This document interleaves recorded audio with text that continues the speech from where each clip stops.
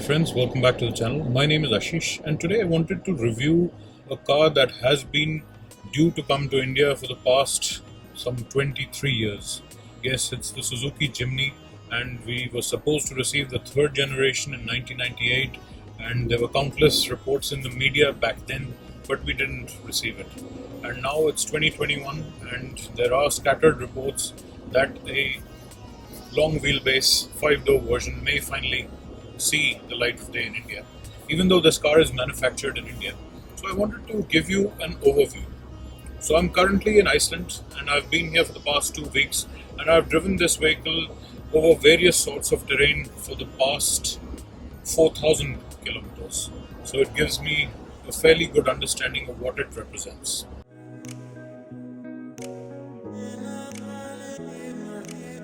Cars that pull at your heartstrings tend to come in two flavors, the super expensive or the super fun. This here falls under the latter category. Now, normally I would not review cars on this channel as the focus has shifted to technology products. However, this car is so close to my heart and its predecessor so iconic that it is hard for me to ignore and not cover on this channel. Although this rental car was not one of the best examples out there, having covered some 65,000 kilometers in the past 2 years at the hands of drivers of varying driving skills, it still had its core values intact and puts me in a good position to inform you about what to expect. The Suzuki Jimny you see here is the 4th generation light 4x4 from Suzuki. The original was the LJ10, short for light Jeep, and was introduced in 1970. But perhaps much better known and much more widespread was the Gypsy models that had a really long production run from the 1980s to 2019 in the case of India. Not only in India, they were manufactured around the world and got different monikers in different markets. So Spanish markets called them the Santana and they were called the Samurai in the UK, and some markets carried the SJ moniker.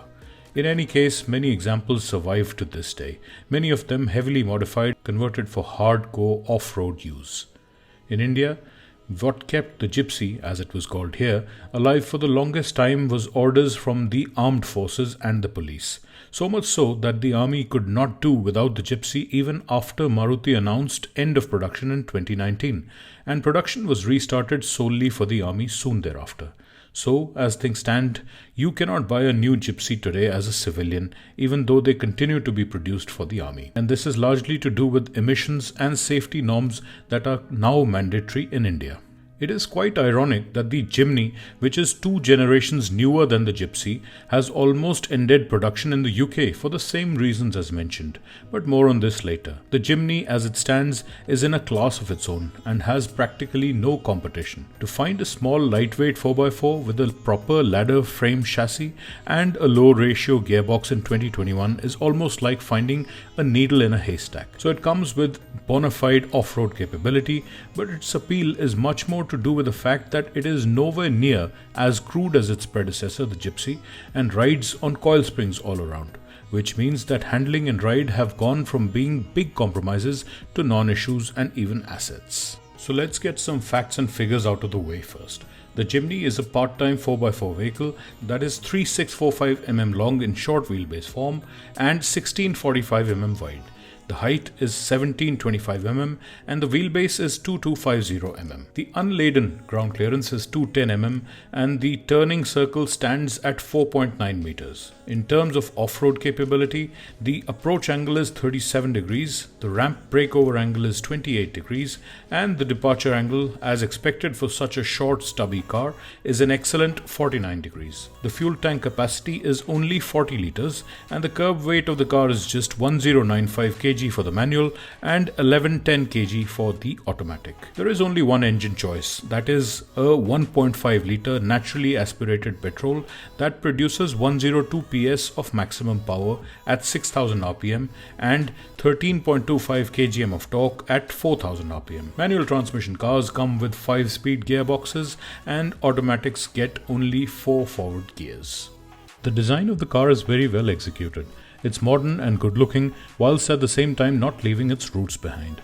It pays homage to its predecessors, and throughout the car you will find elements that remind you of its predecessor's storied past. For example, the tail-mounted spare wheel and the 4 slits on the wings.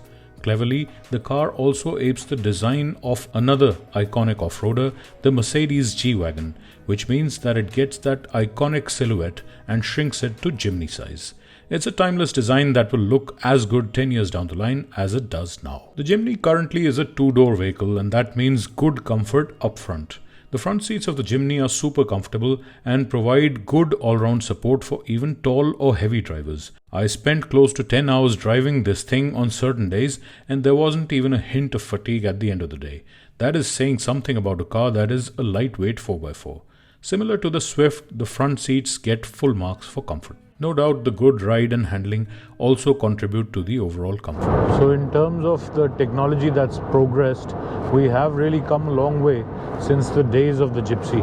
So no longer do we get leaf springs front and back, but we have coil spring and yet solid axles front and back. So that gives us the best of both worlds.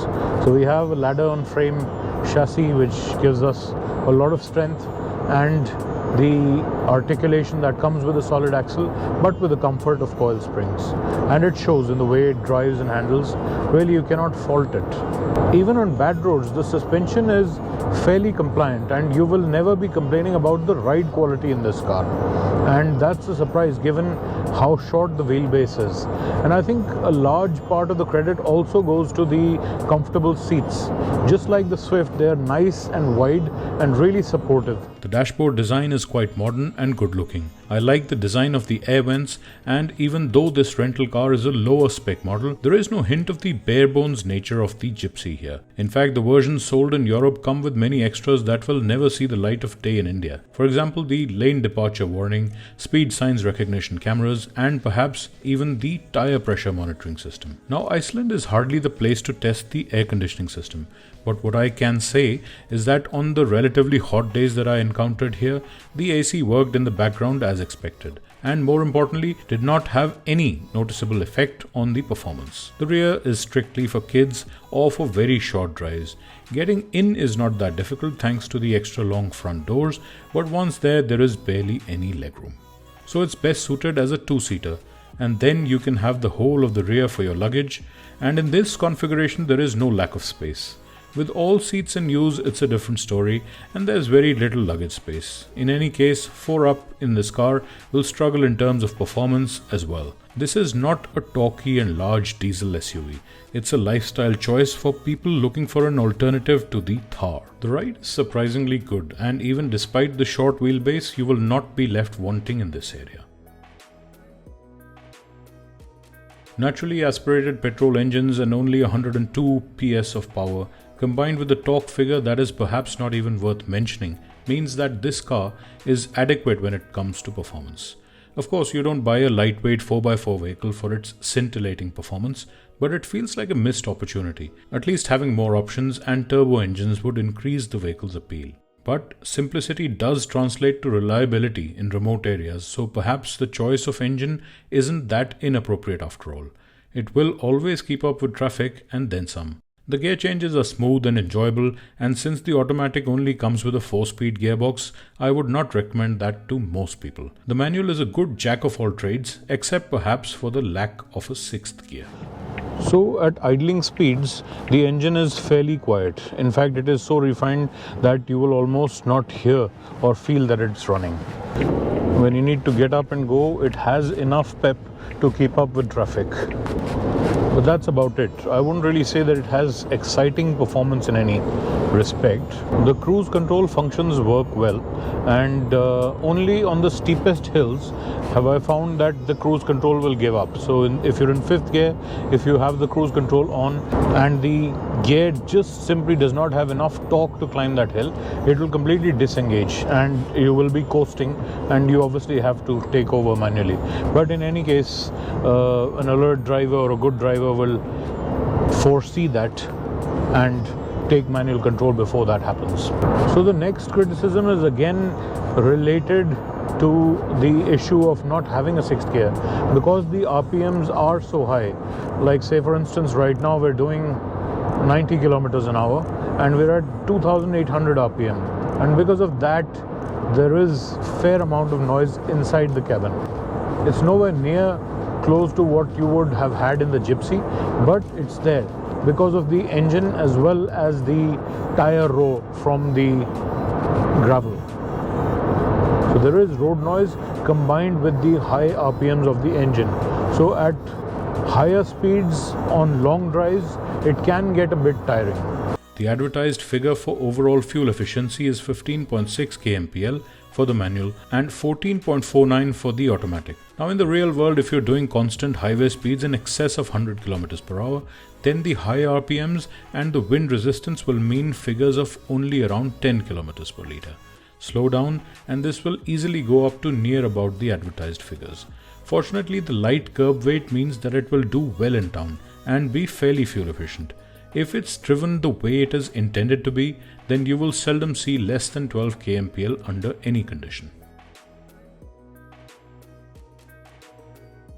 The main thing that Suzuki has achieved with this generation of car, and in equally to some measure the previous generation as well, which we never got to see in India, is that the car, or actually the 4x4, feels like a car. So it does not feel uncomfortable to drive. I've been sitting in this car and driving it for 8-9 hours, and you completely step out of it fresh without any ill consequences on your back or any kind of fatigue. So that's a big compliment. So the reason it's going out of production in UK and certain other European markets is because of emission standards. So the way it works is that because this particular model doesn't have an electric or hybrid variant in its lineup, Suzuki needs to have some other models or enough other models selling in its model range that offset the carbon emissions from this car. So if it's not able to do that as a company, then they do not allow them to sell this in that country. So in the UK, they've used a very clever method of sidestepping that, and they've taken out the rear two seats and are selling it as a commercial vehicle, and that kind of sidesteps or bypasses that regulation for the time being, but eventually it will stop production in the UK and it will be manufactured by Maruti and exported back into the UK. The demand for these is so strong in the UK is that when they were launched in 2019, you could book one for £18,000, which is around 18 lakh rupees. But now, since it's so hard to get hold of one of these, they are selling in the second-hand market for £26,000 and up. 26 lakhs and upwards for these. So that brings me to an interesting point. This is the 4th generation SJ, so it is a successor to the Gypsy, but it is in a completely different price level when it comes to India. So in India, the Gypsy never sold for more than 7 or 7.5 lakh rupees. This car cannot launch for less than 15 lakhs. That is my wild guess. And for that price, the customers are a lot more demanding because there's a lot more choice in the market. So when it launches, everything about this product has to be just right for it to appeal enough to the private consumer. Well, that was my experience with and review of the Suzuki Jimny. I hope you liked this tour of this diminutive 4x4, and if you did, please consider liking and sharing this video.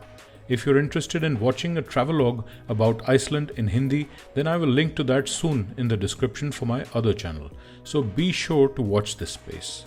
If you loved this content, please be sure to subscribe, and I will see you in the next one.